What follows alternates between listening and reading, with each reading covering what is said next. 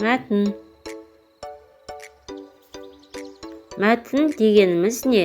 Мәтін бұл жалпы бір тақырып төңірегіндегі біріккен сабақтастық пен тұтастыққа тән ақпаратты жеткізетін мазмұнды сөйлемдер тізбегі.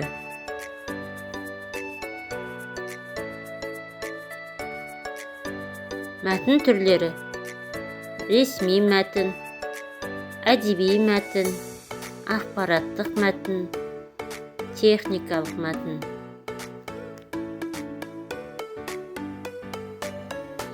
Ресми мәтіннің ерекшеліктері: кемелдік формализацияланған стиль, ақпараттық нақтылықты білдіреді.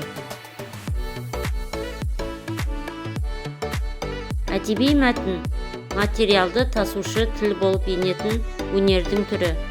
Әдеби мәтіннің ерекшеліктері: көркемділік элементтер, эмоциалдық әсер, тіл байлығы.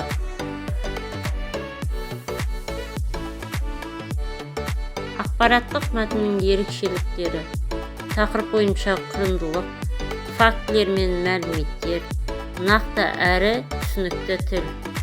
Олар бір-бірімен байланысты.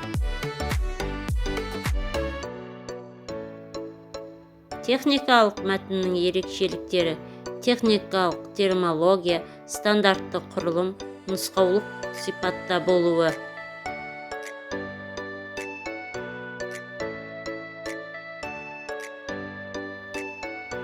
Қорытындылайтын болсақ, мәтін түрлері ақпарат алмасуда маңызды рөл атқарады.